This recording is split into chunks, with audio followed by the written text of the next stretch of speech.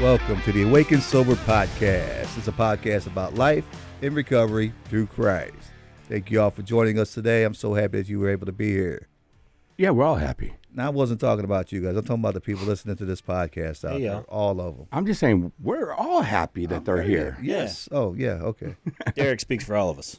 Yeah. I try. In that regard. How you guys doing this week, man? Man, we're good. What do we got on tap for today? Today, we're going to be talking about the 6 elements of recovery.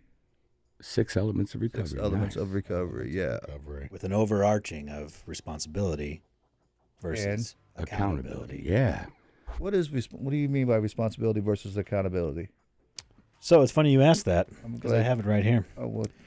Responsibility versus accountability. So keeping oneself accountable and honest about their actions can also then prompt accountability and honesty from others around them. Responsibility is the act of keeping one's word and upholding one's own values. Okay. So accountability versus responsibility. Yes. So when I say that, what do you guys think? What is my responsibility to do? Yeah, and what am I being held accountable to do? Pretty much. I feel like accountability is an outward force on us, and then responsibility is our inward force out into the world. Wow. I like that. Way to go, Mikey. Give it to Mikey. He likes it. I'll be here all week. Give it to the young guy on the mic, right? Man, look, Bonk came up with it. Where'd you read that at? I literally just came off the top of my head with that. And he had a lot of head. He does. Bonk. Right here. Bonk. He used that big melon for good.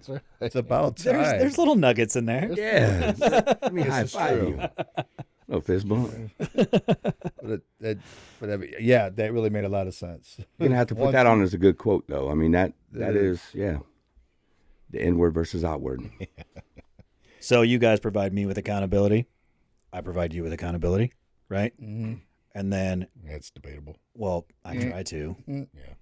But... Sorry. Here we go. Oh, God, I love you. So when it comes to accountability, it's like, okay, we need to be doing this, but the responsibility of doing what is told to me, that solely relies on me. It relies on that, which we're going to talk about when it comes to the 6 elements, is personal autonomy. Well, that's a big word. Yeah. Do you still have that pulled up? No. Okay. Why would he? Maybe you should.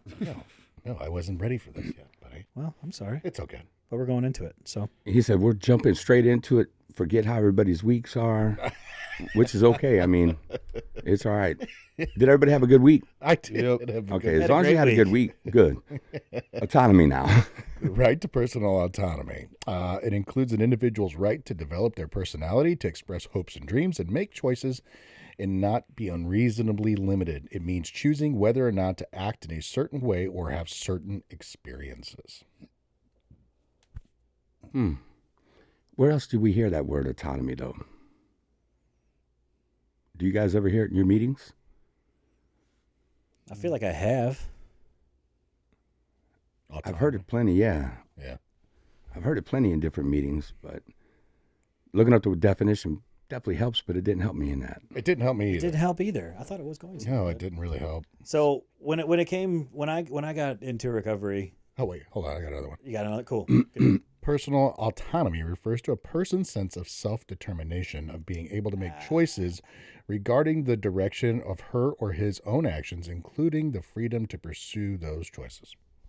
That makes a lot more sense. So much better. Yeah, the other one was, I didn't actually look at the source on that one, so that's just, we're just going to go ahead and ignore that one. Dig it. Can we cut that one out? No, we're going to leave it there. It could help out somebody. We could. Know. Someone might understand that. That's We're not. I'm an We're not the ordinary smartest guy. people. I am an ordinary guy. Explain Yeah. as you would to a child. Yes. Do you have autonomy for dummies? I'll take 2 of those. I bet you they do. Absolutely. So we get told to do these things. It's completely on us to do them. Yes. Right. We have that responsibility to ourselves, but I also have a responsibility to the people that I love and that are people that are holding me accountable. That I guess I don't want to let down, but most of all, I don't want to let myself down. Right. You know. The other one was about to go people pleasing, I thought. Yeah. Well, yeah, but yeah, I mean, that totally goes into it, that codependent side of everything. Yeah, letting ourselves down is something that we're used to in our old life, but accountability versus responsibility, man, that's a tough one. Who are we accountable to, I guess, yeah. Well, I mean, I'm accountable to you to call you when I get off work every day. And it's my responsibility to call you every day as I leave work. That's what I'm getting out of this whole accountability responsibility thing. Yeah. That works? Cool. That works. It works perfect. Well, I mean, in your faith, if we're talking about that, what are you accountable to? Who? Everybody I come in Christ. contact with. Christ. Oh, Christ. That, yeah. I'm accountable to God, to Christ. I'm responsible here to do things that I've been called to do.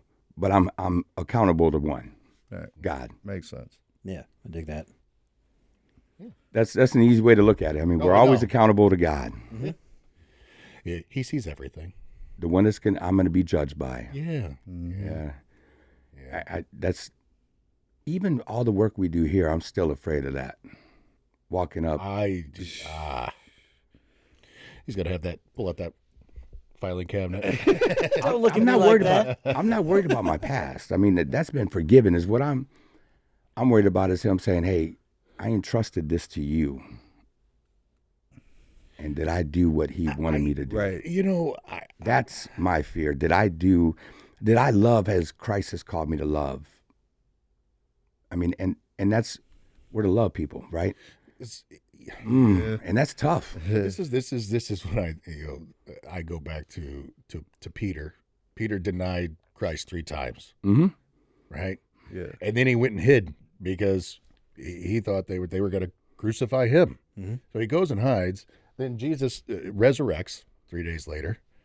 And then within 5 days, a week of the resurrection, you got how many, like 5,000 followers of Christ, and then you got the Pharisee or the high priest and the Sadducees questioning him, like, whose authority are you doing this? It's only under Jesus. And it's like, how did that guy go from ordinary, not a rabbi, not anything, right? Just a fisherman, to denying Christ, not once, not twice, but 3 times, to not caring and saying, you know what, I'm doing this all for Jesus. Because he knows what he's been called to do. Right. Well, there's also the part in the book of John where Jesus took Peter off to the side to talk to him away from everybody else. We never actually hear what they spoke about, but I'm sure he had a few things to say to him to let him know what it is you're supposed to be doing here. Yeah. And most of us know. He was an ordinary guy. Yes, he was, much like ourselves. With an enormous responsibility. Mm-hmm. Enormous responsibility. And he had accountability. My fears, have I done what Christ has called me to do? That's just my own internal battle. No, I know. That I get to struggle with. You're not the only one, I'm quite sure. Yeah. We all want to hear that well done, good and faithful servant. And the question I don't know about you guys, but I know I myself question, am I going to hear that? Yeah. And I try, and I do what I think he wants me to do, but am I doing it the way he wants me to do it? Yeah, my responsibility is to love people. Right. And man, I tell you what, I could be a jerk. Oh. And I don't think so. I think it was fun, like when Kobe showed up at church. I was like, I want to know how people treat him. Yeah. Because Kobe's different. Mm-hmm. But you better love. And people loved. So it was good to see. Everybody made him feel welcome. Everybody wanted him there. And I could tell you, hopefully he comes back again and hangs out with us. He texted me. He really, really enjoyed it. Did he? Yeah. Good. Except it got him. He got him all in his feels and thinking. Now he's thinking, and now he's texting me and thinking. And I'm like, dude, you need to not think, because today I'm off work. Okay. So but you got to remember, he got hit with a message today. Yeah, I know. It was meant for him sitting in that chair. Yeah. And that's the way God works, man. When you finally go to church after so long and you sit down for that message, you're like, God, I just wanted to come and be. I didn't need to get wrecked today, but yep, here I am. Yeah, it's funny you say that, because I was talking to somebody yesterday on the phone, and I'm trying to help her with work and whatnot, and she grew up just like me, Catholic church, and had a lot of stuff go on, just like I did, and fell away from it. And then she got into recovery, and she was sober for about a year, white knuckling it, not working a program or doing anything like that. And then she said that she went back to church, and her aunt was the one that brought her back. And when she got there, she said she had a profound experience, and she goes, "Why did you tell him I was going to be here today?" And she goes, what are you talking about? She's like, "Why did you tell God I was going to be here today?" Everything that was said pertained to me. And her aunt was like, "I didn't say anything.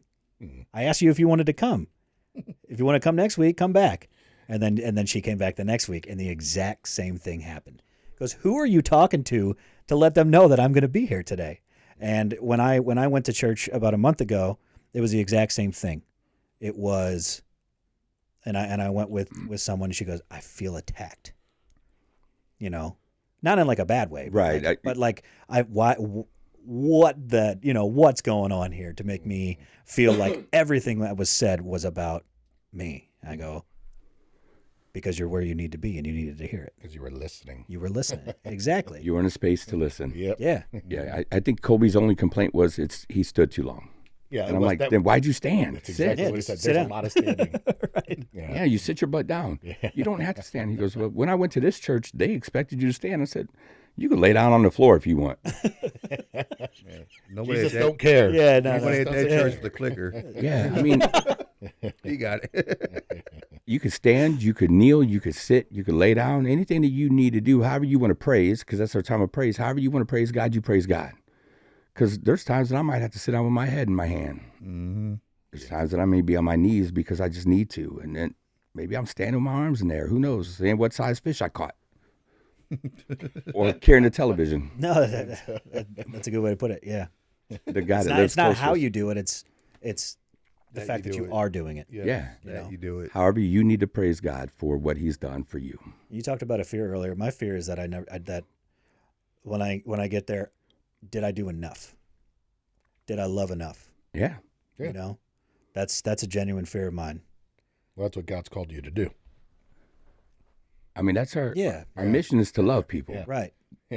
It's the Holy Spirit's job to convict. It's our job to love.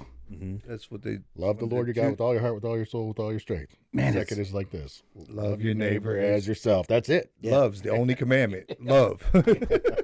You know, that's when we ask people, well, we're to go out and make disciples. Really, we're to love people. We're going to disciple them if we're loving them. Yep. Right? Because they're going to want what we have, and we're going to teach them how to do it.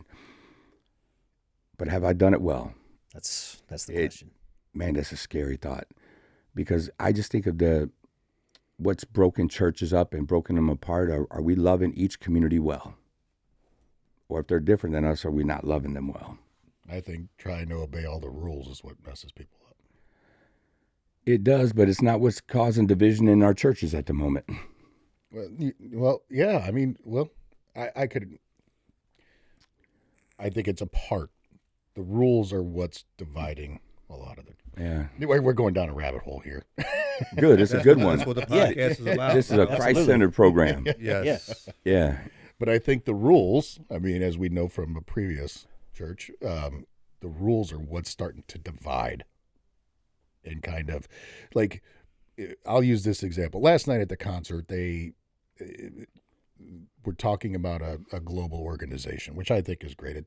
It's obviously much needed, helps people in other countries. But I sit there and I listen to that. And I'm like, man, just walk outside and go freaking 2 miles that way. And there are people that are going through the exact same thing as they are in those other countries. Living under a bridge. Yes. And most of them are veterans. And it's like, dude, I understand why we're doing that. By all means, but it's like, man, just right there, you drive past that guy probably every day. Mm-hmm. And you don't think twice about that. I already have a sermon written for it. Good. Do you really? I mean, yeah. Nice. So I wrote it at Christmas because of all the money we raised for other countries, and something we're going to dive into here in just a minute. Substance use and mental health are so looked down upon still in our society. in church, we find scripture that says, you know, when I was sick, you know, you took care of me. When I was in jail, you came and visited me. Right. All these things. But for some reason, so our church does good with prisoners. Man, we take meetings in the prisons and everything else, right? Our church does good with the elderly. Our church does good with the widows, the orphans. All these things the church does good at. Substance use and mental health is, hey, man, sit over there. Mm-hmm. Yeah. Not those people. And that, man, it bit me in the soul, so I wrote a sermon.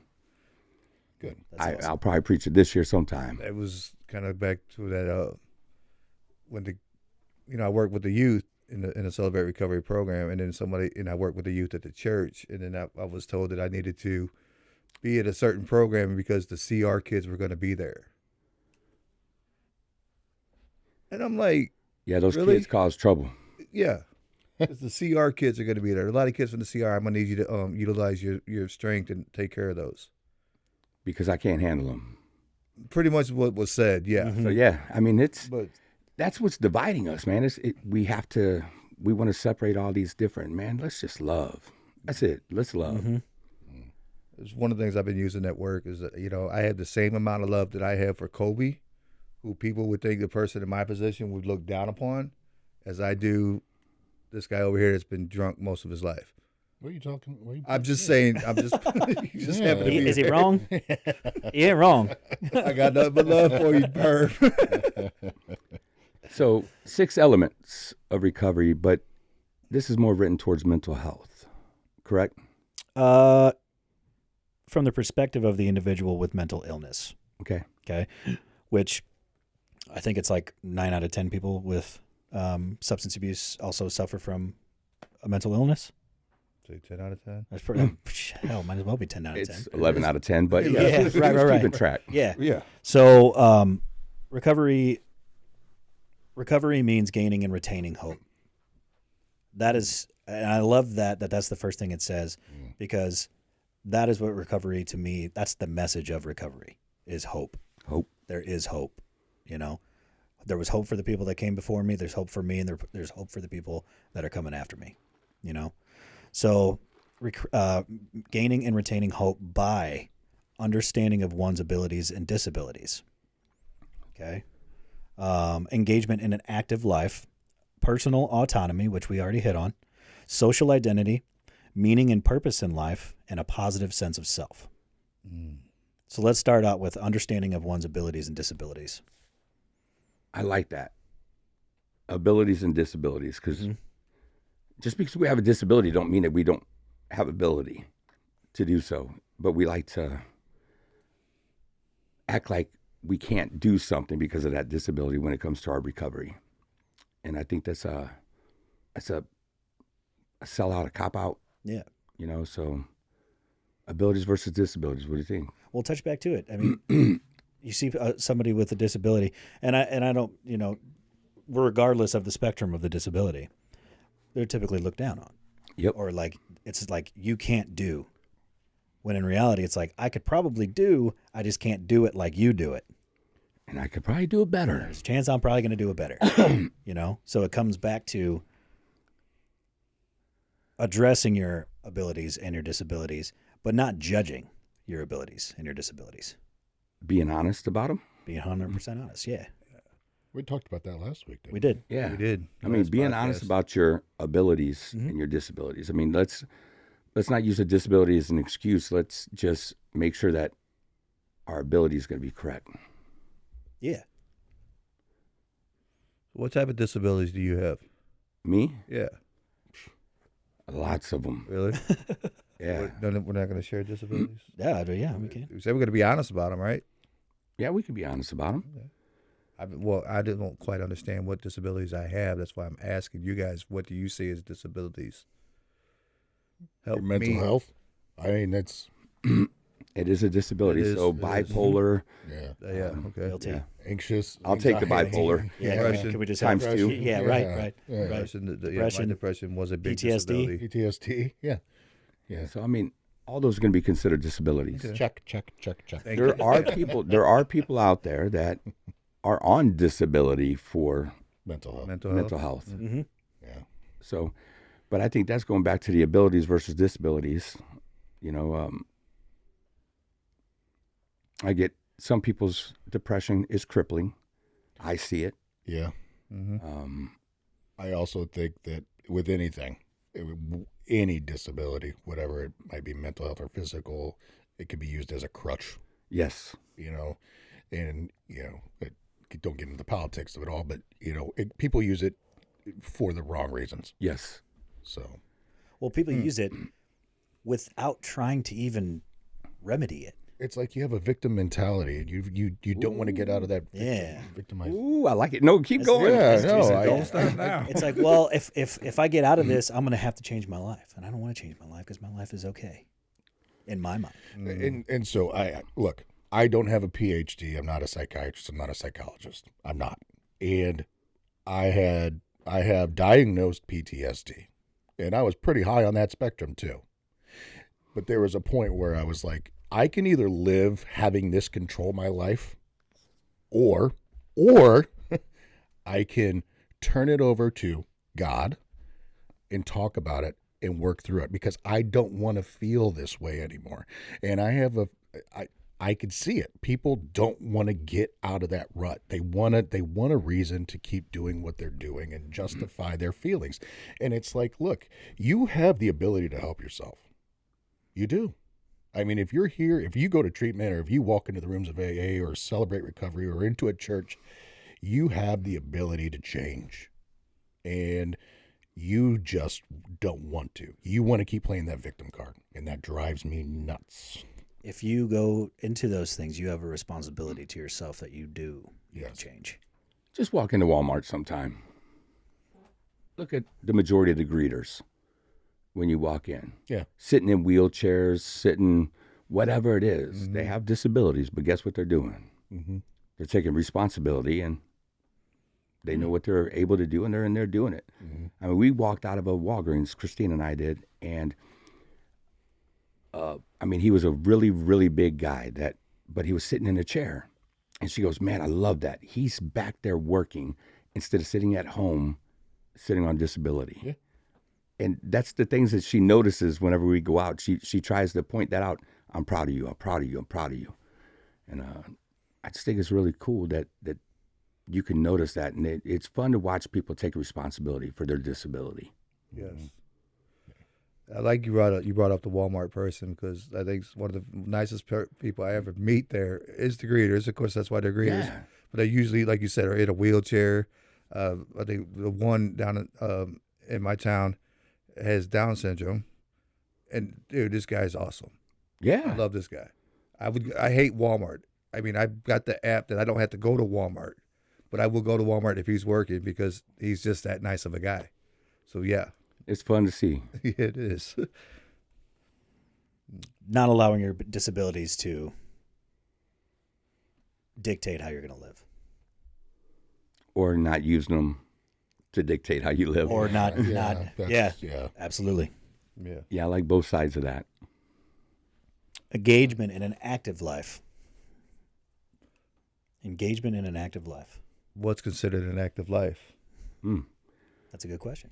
Not sitting at home. Well, I get it, but can't you be active while you're at home? What? So we got a person who really has a problem with what we say social anxiety. Yep, he's dealing with that, but yet he does take time to strengthen himself by getting on his Xbox and playing with guys across the world, and being able to speak with them. Does that count as active? I would say so. So I would say yes, because he's doing something. He's getting outside of himself.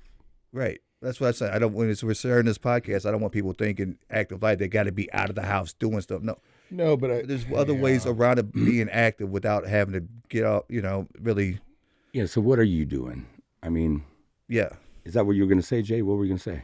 Yeah, but to me, that example, I feel like they would still be isolating. Like if I did that, I'm still feeding into I'm not growing the way I should be growing. That's just how I feel. Okay. If it's like, if I want to be a good public speaker, what do I have to do? Speak. I have to get in front of people. Right. Because I had social anxiety bad. Mm-hmm. I had to learn because of in my previous job as a police officer going to court and testifying in front of a bunch of people. And so it's like, and that's not a comfortable situation to be in if you've never been in it, where you get put on the stand and you have to, and it's I was on the other side. So. I was going to say, I've been there before. Even though I have all my facts together, I would be nervous. I knew exactly what I was going to say. I knew what was almost going to be asked, and I would still get nervous. And now, and even in the treatment center, when I first started there, it was like, I have to get over this fear of talking in front of people.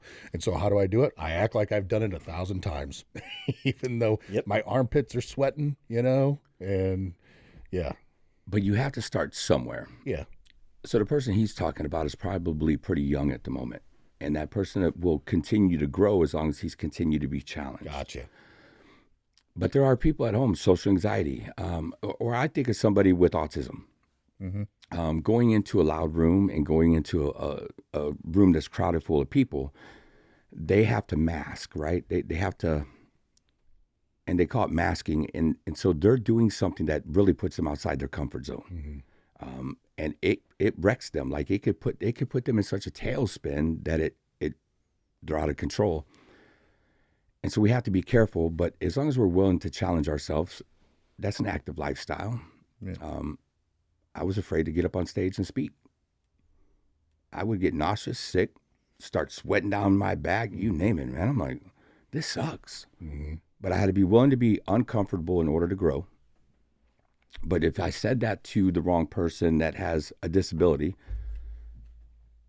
they would say, well, do you know what happens if you make me uncomfortable? Yeah, I do. But I didn't. Mm-hmm. That's how I learned about the autism and the spectrum and you name it. And the masking is just from that person. Because I said you got to be willing to be uncomfortable. So we don't want to put them, we got to make sure that we don't ask them to do way too much. But I think there's still a level of uncomfortability we have to have. Yes. I was so we've been talking about disabilities and getting outside yourself. And, an individual that we know, I have seen at the gym in a chair. He's in a wheelchair, but he gets up and climbs up onto the treadmill and will walk the treadmill. Look at that. You know who I'm talking about. I can't think of his name right now, but yeah, it's him. And seeing him, he wheels himself in there and he gets up and he's working out at the gym. And not only that, it's a crowded gym. So to be, have that disability and be in a crowd of individuals exercising, that man's got heart, and I got a lot of love for him. Active lifestyle. Yes. But active is going to look different for all of us. Yeah. It really is. But we have to be doing something to better ourselves. Because otherwise we're going to sit in a hole. Yep. And we're going to wish we were not breathing. We're not growing, we're dying. Yeah. Well, and when you're talking mental health, though, it's life or death. Yeah. 100%. Substance use, life or death. I mean, we're talking life or death. And if you allow that to consume you to where you're not getting outside, you're not getting the vitamin D, you're not getting any kind of exercise, there's a good chance that you will not be here long. Mm-hmm. The leading cause of suicide is depression. Yep. So. What else we got? Social identity. Ooh. What about it? Yeah, what about it? Yeah, Mike. What about it? You wrote it. You want me something off the top of my head again? Yeah. Please. I've been killing it. You've lately. been, yeah. It's been your day, bro. I gave you that. I would say social identity would probably come down to being comfortable in your own skin, Okay. knowing who you are as a person, and not. We talked about the being judged earlier, like fearful of, did I do enough? I think social identity is being comfortable in what you have done and what you plan to do, to where you don't have to please anybody else. You don't have to make anybody else happy. You need to make yourself happy. Okay. Social identity is a person's sense of who they are based on their group memberships. Well, I'm surrounded by a pretty dang good group. You're welcome. Yeah. There's that ego again. So sports teams, religions, nationalities, occupations, sexual orientation, ethnic groups, genders. Yeah, to me, and I agree with you, Mike. to me, it's like my moral being. That's like everything, like my belief system, who I surround myself with, the way I think, my opinions, like that are formed. Like that is my identity. Yeah. Like that's just who I am. And you're comfortable with that. Yeah. No matter, you're comfortable with it, and you're also open to that being challenged. And I'm open to change. Exactly. So you're open to being challenged. You're open to change. You're open to strife, because, like we said, if there's no strife, there's no growth. So it's not like, oh, come and challenge me on every single little topic that I'm putting out there, because some things you're not going to change my mind. My opinions are my opinions, right? But I'm open-minded enough to be like, okay, I did not know that. So after knowing that, I can change my own opinion. I'm not going to go by your opinion. Give me facts, not feelings. But you're open to it, though. But I'm open to it. Mm-hmm. Facts, not feelings. What were you gonna say, Derek? I was just thinking, as we said, we're talking about being comforted, who we, the comfort of being who we are. Are we the same individual no matter where we're at? Ooh, I love that. The masks. Are you the same individual at work as you are at holding the door for somebody at Quick Trip or walking through Walmart? Yes. Congratulations. But to me, I that's almost what said I'm yes looking at. until it came to Walmart. Not so much at the Wally World. But I think that's something to strive for. Yes. Being the exact same person, because when I was, I'm a chameleon.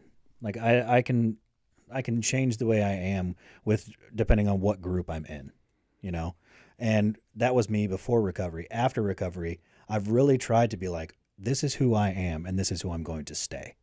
Right. Now, do I fall victim to that same, old behavior sometimes? Of course, I'm human, right?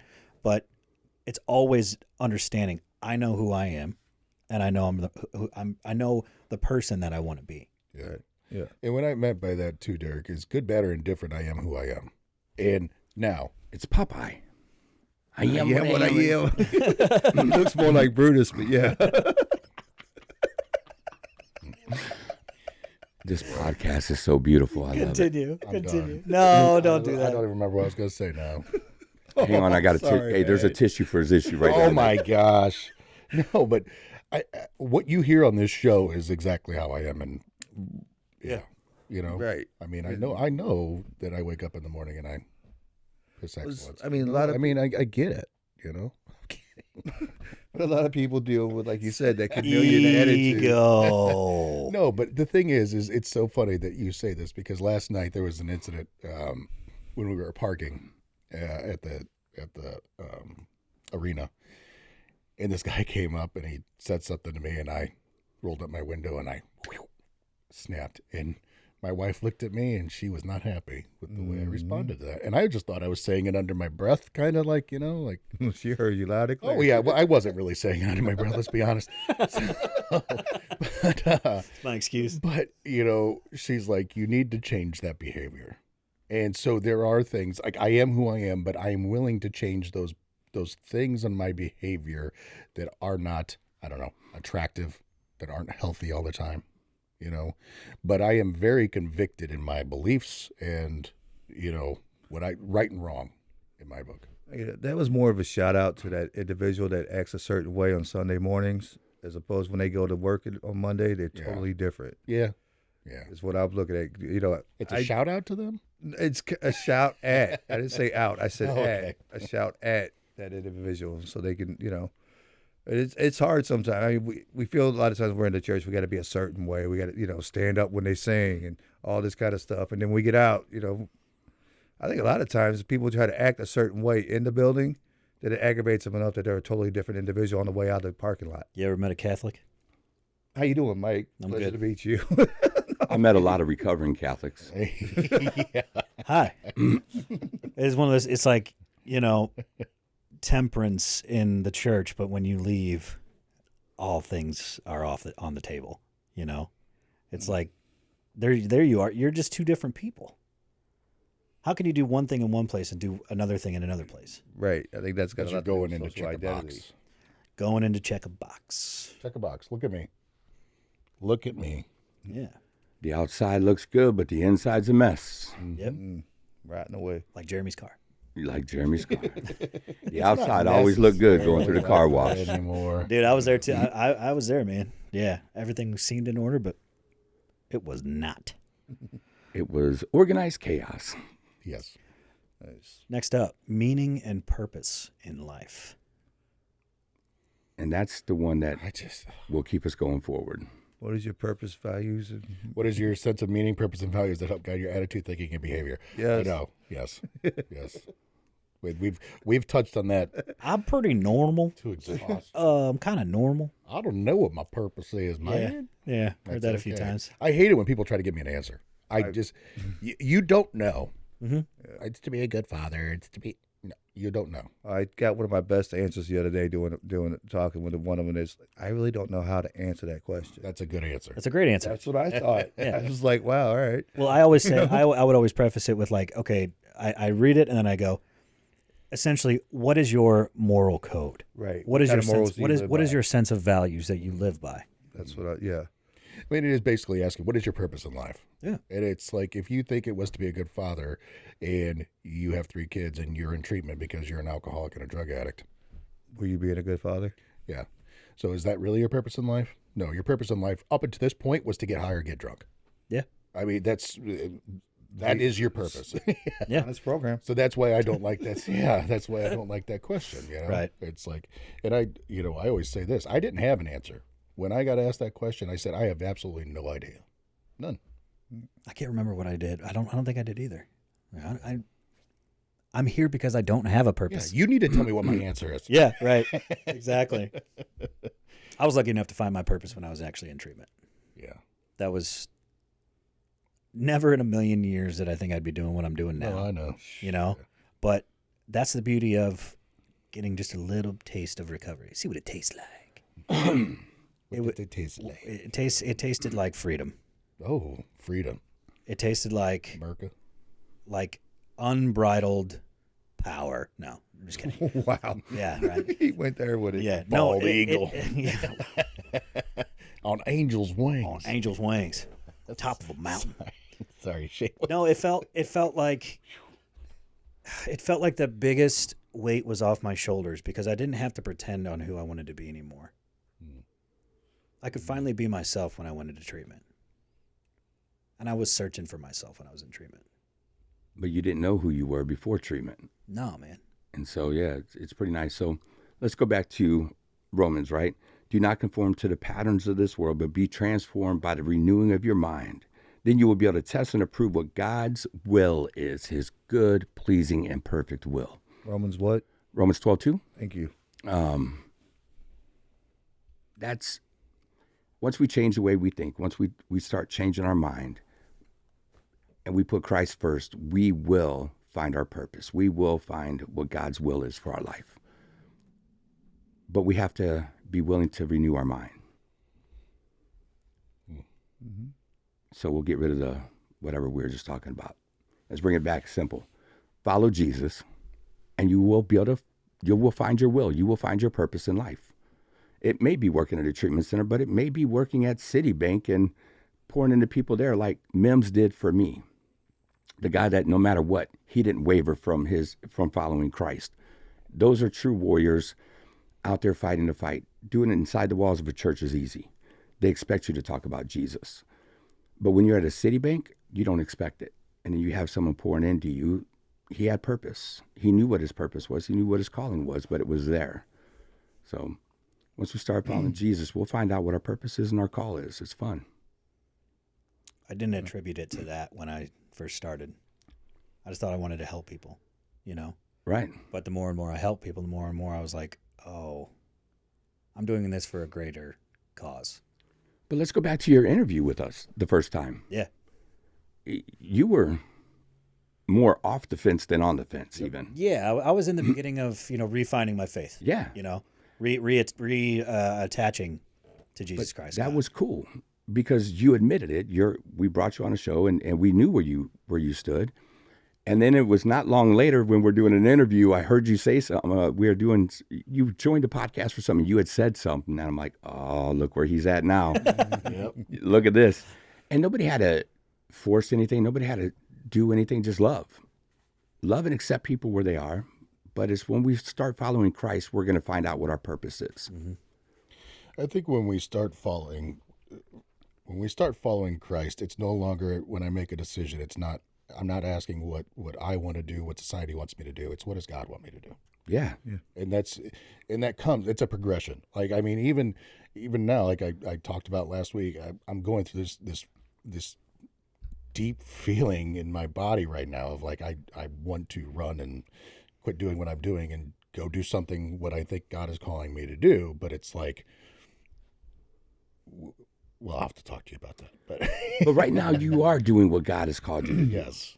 I mean, we talked about that when you first got out of treatment, because I even asked you, I said, do you want to be a cop? You remember? We're sitting in the auditorium that first day that I think it was the first day you came there, knowing that we had the snow day. Yeah. And I asked you, do you want to be a cop again? You said, I can. I said, you can. Do you want to be? And you said, no, this is where God wants me. Good. Then we'll follow that journey. You're where you need to be at this moment. But that don't mean that you're where you're going to be later. Yeah. There's things that we get to learn along that way that when I worked at Preferred that I learned before I went to go do full-time ministry, right? Then there was things that I learned in full-time ministry to be able to go to Reclaiming Hope and say, okay, this is the next level of that. Right. Where? Reclaiming Hope. The conversation that we had, think about it. What's today's date? The 15th? Yeah. So 3 days from now, it'll be 1 year since the ride home, and we had the conversation when you said, is Reclaiming Hope going to be a part of or separate from? Oh, that's right. And that's a fun conversation. That is crazy. 1 year ago, we had that conversation. Is it going to be a part of where you are at, or is it going to be separate from? And I said, I think God's saying separate from, because we don't know the uncertainty at that place. He answered that question pretty daggum quick, didn't he? Real quick. And then I told you Christina's going to be the last one I bring on because she needs to be my sugar mama. Yeah. And then he answered that one real quick too. That got answered, yeah. So the way I wanted it, no, but I mean, God said, look, you've been talking about reclaiming hope. It's time. I've given you the people and I've given you the knowledge, given you the wisdom. Go do it. Yes. And our hand got played, and so now we'll open the doors of Reclaiming Hope. Hopefully here in a couple of weeks, we'll have the schedule put out. You've seen the space. Yes. It's getting there. We got to build some walls. Air conditioning will be done shortly. Hopefully the heat as well, because we're coming up on that time now. Yeah, Forget air conditioning. Yep. But, yeah, Reclaiming Hope to where we could help the entire family. Where can they reach out to that? They could hop online, reclaiminghope-mo.org. They could fill out a form, and we will reach back out to them and help them in any way possible. Set up counseling services, resumes, all that good stuff. Anything that they may need. So a shameless plug. It's not just That's not we a don't. shameless plug. So at Reclaiming Hope, you're not just teaching sobriety; you're teaching full Life change. That's Awesome. where it's at. Yeah. Love it. And for the entire family, because the family at home gets left behind. That's what aggravates me, is like the husbands, the wives, the parents, they get pretty much put on the back burner. The kids. And yeah, the kids, we focus on all of it because it's a family disease. The family needs healing. Yes. So I'm excited. I'm excited because it's coming. Yeah. I'm excited too. It's only been a year. I'm excited too. Get to Hey. be a CPS. But if it would have been my way, we would have had the wrong building. Right. Entered into a contract with the devil. and I don't mean to call them, but that's not what Reclaiming Hope is about. Good. Right. So Anything else, Mike? Last thing, a positive sense of self.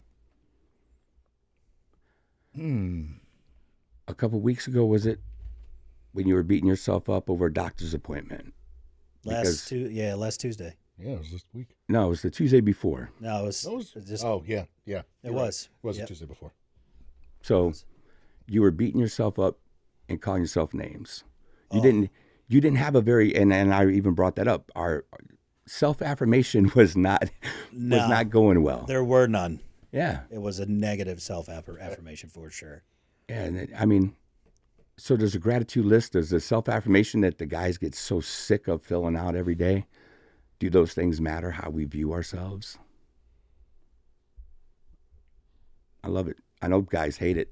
I gotta fill out this form again. Yeah. It's the same thing. I did this yesterday. Yeah, it's Yeah. kind So how are you gonna view yourself today? Yeah, exactly. My wife still today, 9 years of sobriety, still fills out a self-affirmation every day. 9 years in, she can still do it. And you're going to whine because you've been doing it for 14 days, 26 days, 32 days. Right. Shut up. Yeah. Think highly of yourself. Shut up. Yeah. If you don't believe it, if you can't speak it and believe it, then it's not going to happen. Mm-hmm. How do you view yourself nowadays, Derek? Me? Yeah, you. You're the only Derek here. Oh. How do I view myself? To be completely honest right now, I am the happiest I've ever been with myself. It took me all these years to get to it, but I'm actually really happy with who I am. I get to do a job that I would never have thought in a million years I would ever be doing. And I find that as training for what God has planned for me more in the future. So I'm, taking in everything I can, utilizing everything I'm being taught so that I can use later on. I'm in better. I don't think I've been as this good of strength back since I've been 21 when I just got out. And that was working out because, well, there was nothing. Just got out of the Marines? No, but no, I'm not. Come on, Marine. I am not. I am not in the military, even though I do support you guys out there 100%. No, but I'm really happy with where I'm at today. Jeremy, how well do you think of yourself these days? I'm getting better. Yeah. What do you mean by that? Because I think it's good if people know getting better. Oh, I mean, the mental health, part of it was I was struggling with that a few months ago. Just the mental, physical, emotional,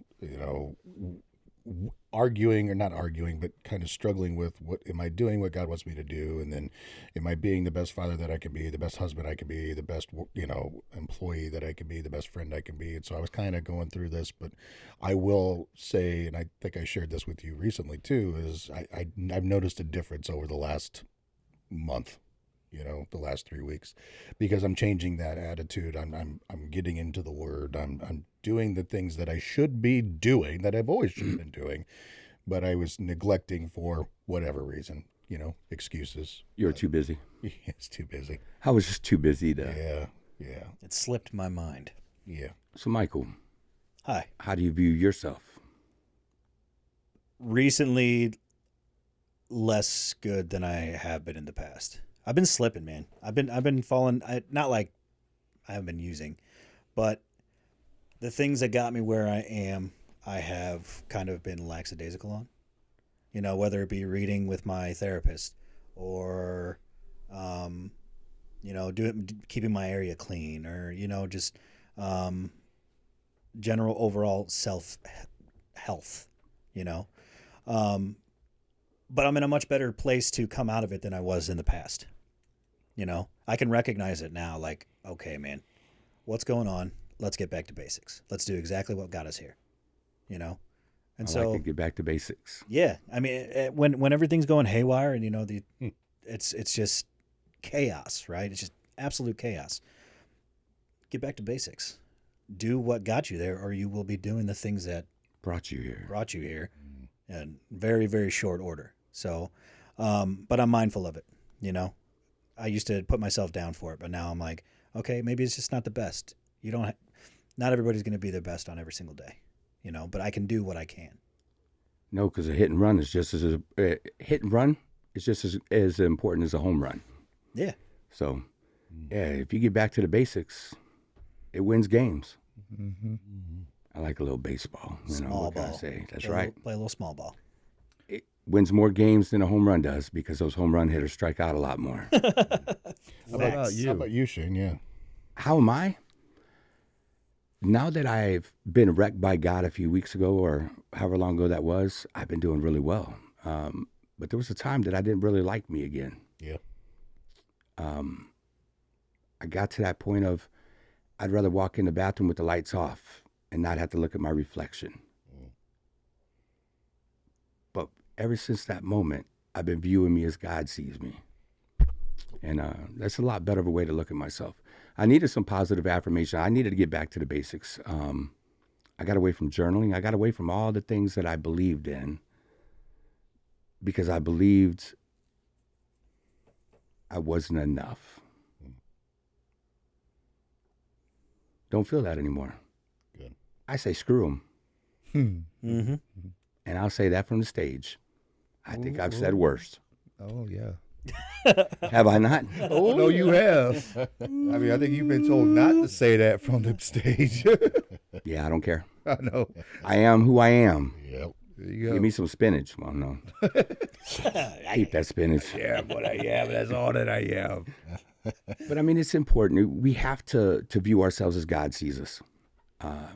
Even if we don't believe in ourselves, God believes in us. Otherwise, he would not have gifted us the way that he's gifted us. He would not have brought us through the stuff that he has brought us through. Trust me, he would have let suicide attempts happen. He didn't bring us this far to keep us only in this place, right? Right. This is not our end. This is just the beginning. God has called us to a much deeper purpose, a much deeper calling. So it's just got to be obedient. I share a lot of times, man. There's part of me that wish I never went through the stuff that I went through growing up, but I am so happy that I did, because now I could do what I do today because of what I went through, and that God has strengthened me through that, brought me through that, and now I had nothing but testimony to share with others. So before we close, any last comments there, Mike? To sum it all up, I'm grateful for the life I have now and the life that I have lived so far. I'm grateful for the newfound hope that I do have on a daily basis. Amen. And I hope, you do the work, you'll find that too. D. Find Christ, find your purpose, man. That's all I got for today, this week. I think that's enough.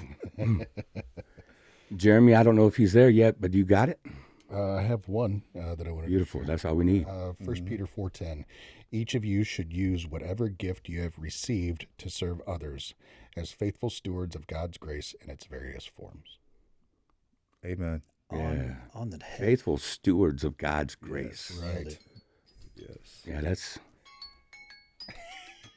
Hey, Mom, how you doing? It's good to have you. That's the alarm. Hey, look, Tactile Turn brought us this episode today. Thank you to those at Tactile Turn. If you've never checked them out, go to tactileturn.com, check them out. The greatest writing instrument ever. Absolutely. Oh, yeah. And you need the journal, because I had to get back to the basics, and I had to start grabbing out these pens again. There you go. So look, you guys have a great week. Thank you for joining us. We love you guys. God bless you, and we'll see you soon. See you next week. A blessing.